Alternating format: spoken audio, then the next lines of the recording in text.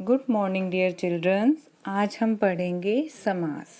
समास का शाब्दिक अर्थ संक्षेपीकरण अर्थात कम से कम शब्दों में अधिक अर्थों को प्रकट करना समास का उद्देश्य है। परिभाषा देखिए, जब दो या दो से अधिक शब्दों के मिलने पर जो नया स्वतंत्र पद बनता है तो समस्त पद को समास कहते हैं। सरल अर्थों में, जब हम दो या दो से अधिक शब्दों को मिला देते हैं, उन दोनों शब्दों को मिलाने पर जो एक नया शब्द बनता है उसे हम समास कहते हैं। पद का अर्थ यहाँ पे है शब्द। जैसे देखिए, दश और आनंद दो शब्द हैं। पहला शब्द है दश, दूसरा है आनंद। इन दोनों को मिलाया, संक्षेप किया, क्या बना? दशानन। अर्थात जब दो या दो से अधिक शब्दों को मिलाने पर नया शब्द बनता है उसे हम समास या समस्त पद कहेंगे। और जब इन्हीं दो शब्दों को हम अलग अलग कर देते हैं, इनका अर्थ कर देते हैं, तो वहाँ पर समास विग्रह होता है। उन दो शब्दों को अलग करना समास विग्रह कहलाएगा और उन्हीं दो शब्दों को इकट्ठा करना समास या समस्त पद कहलाएगा। देखिए, यथा प्लस शक्ति। यथा एक शब्द है, शक्ति एक शब्द है। इन दोनों को मिलाया तो एक नया स्वतंत्र शब्द क्या बना? यथा शक्ति। अर्थात समास होने पर बीच की विभक्तियों, शब्दों और अवयवों आदि का लोप हो जाता है। जब हम दो या दो से अधिक शब्दों को इकट्ठा करते हैं तो उनके बीच में जो कारक के चिन्ह होते हैं, जो विभक्तियां होती हैं, शब्द होते हैं, अवयव होते हैं, उनका लोप हो जाता है। लोप का अर्थ है वो समाप्त हो जाते हैं। अब है समास की विशेषताएं। समास में कम से कम दो पदों का योग होता है। हर समास में दो या दो से अधिक शब्द का होना जरूरी है। जब दो शब्द होंगे तभी वो समास बनेगा। दो पद मिलकर एक पद का रूप धारण कर लेते हैं। एक पद अर्थात एक शब्द मिल जाए, दो शब्द मिलेंगे तो वो एक नया शब्द बन जाएगा। दो पदों की विभक्ति का लोप हो जाता है। ये अभी मैं बता कर हटी हूँ कि दोनों शब्दों को जब हम मिलाएंगे तो कारक की विभक्तियों का लोप हो जाएगा। दो पदों में कभी पहला पद प्रधान, कभी दूसरा पद प्रधान होता है और कभी दोनों पद प्रधान होते हैं। किसी समास में पहला शब्द मुख्य होता है, किसी समास में दूसरा शब्द मुख्य होता है और कभी दोनों ही शब्द मुख्य प्रधान होते हैं। समास के भेद।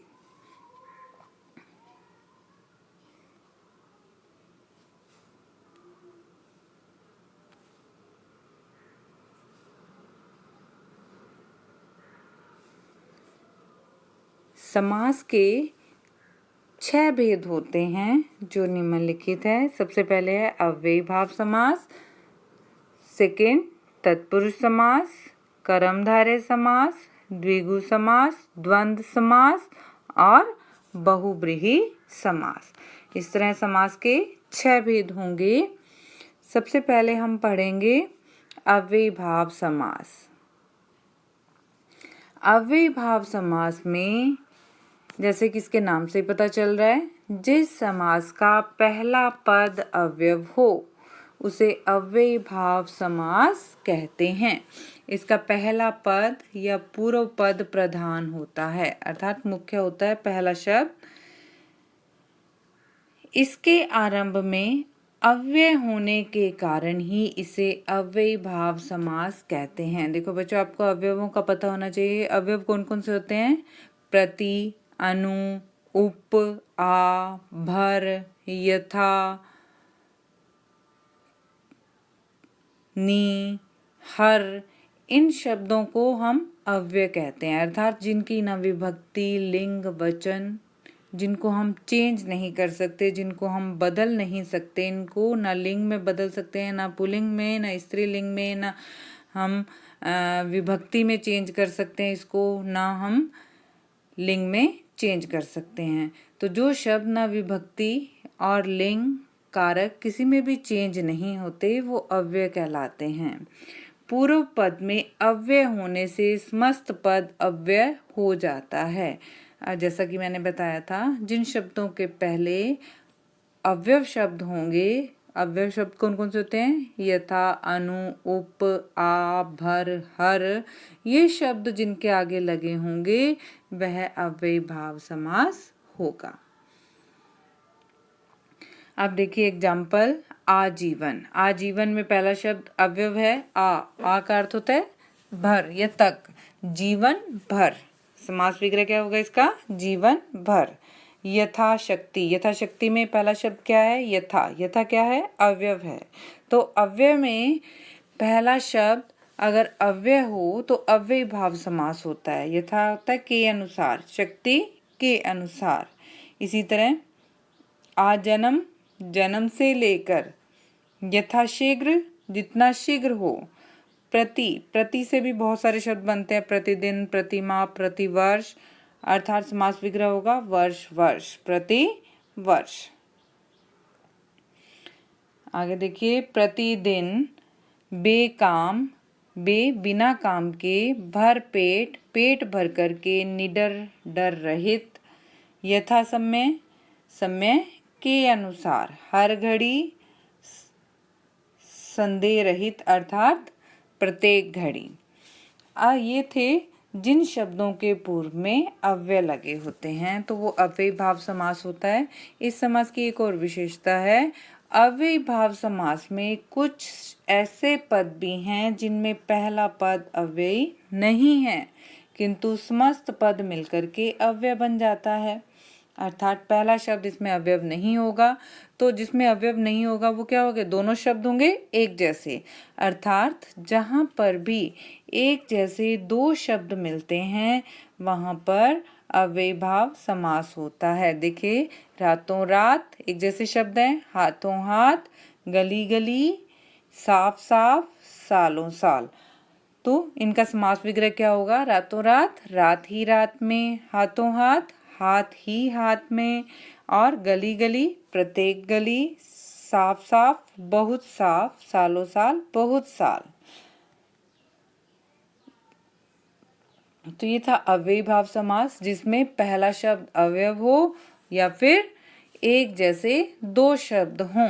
अवयव पहले शब्द के आगे पूर्व में क्या लगा होगा? उप, अनु, भर, आ, यथा, बे, हर, ये शब्द लगे होंगे तो हम तुरंत पहचान जाएंगे कि अव्ययी भाव समास है।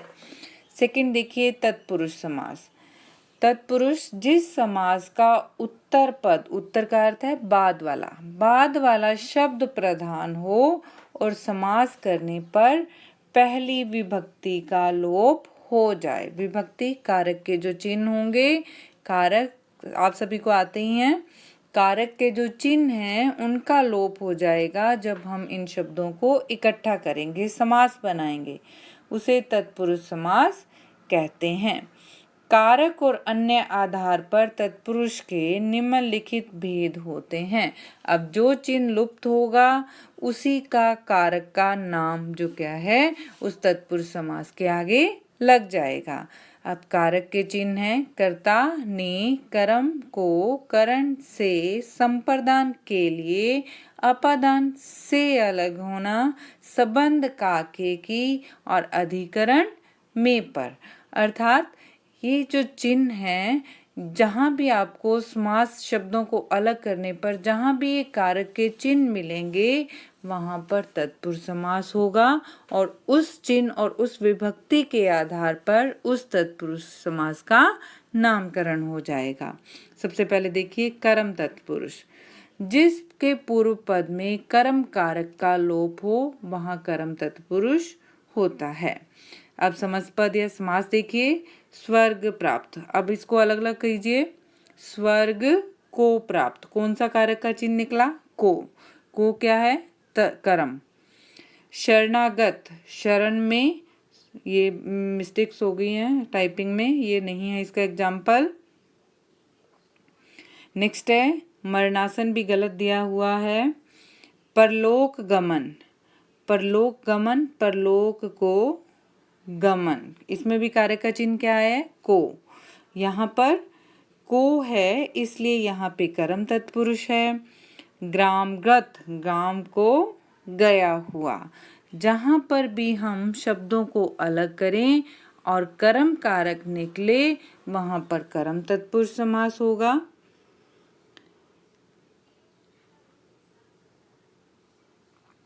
नेक्स्ट है इसी का भेद, करण तत्पुरुष।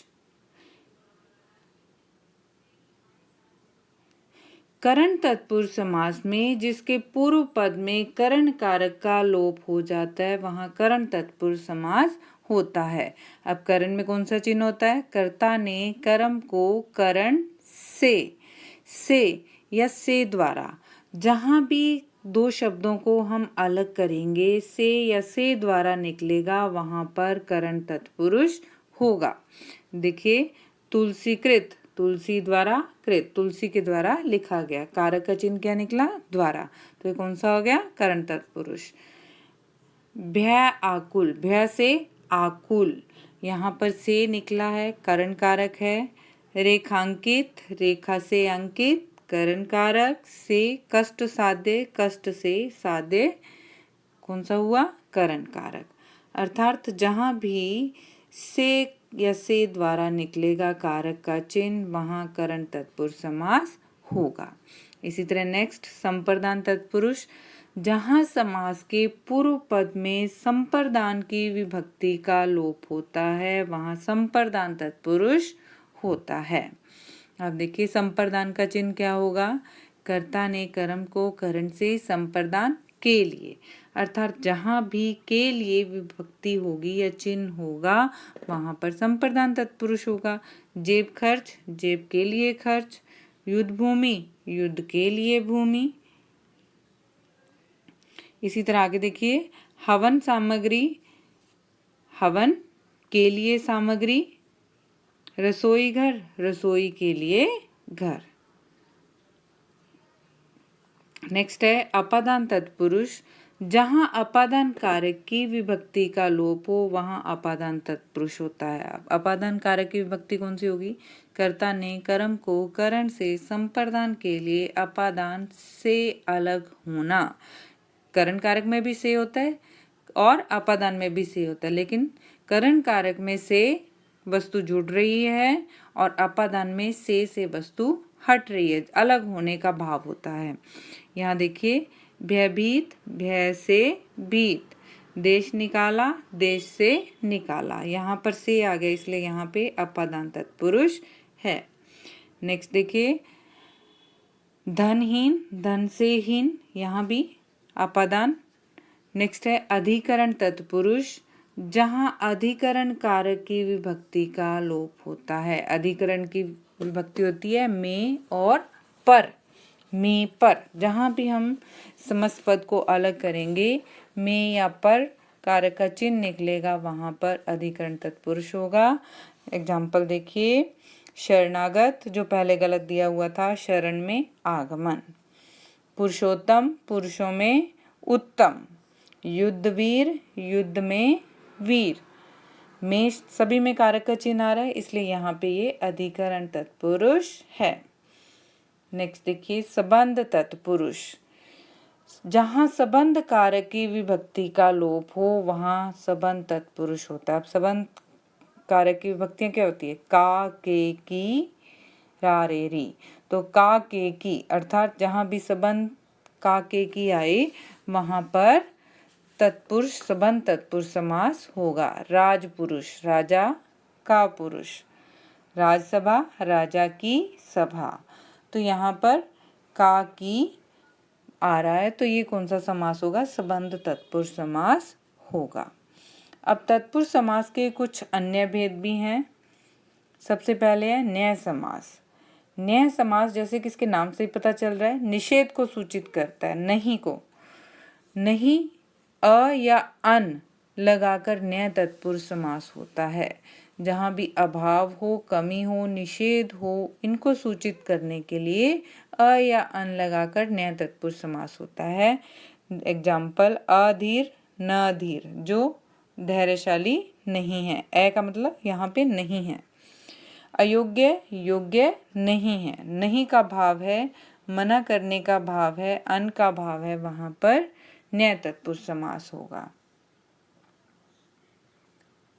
नेक्स्ट देखिए, अलुक तत्पुरुष। कभी कभी तत्पुरुष समास में पूर्व पद की विभक्ति का लोप होता है, वहां पर अलुक तत्पुरुष समास होता है। जैसे युधिष्ठिर, युद्ध में स्थिर, सरसिज, सर में, तालाब में, उत्पन्न। यह परीक्षा की दृष्टि से उपयोगी नहीं है। नेक्स्ट है उपपद तत्पुरुष।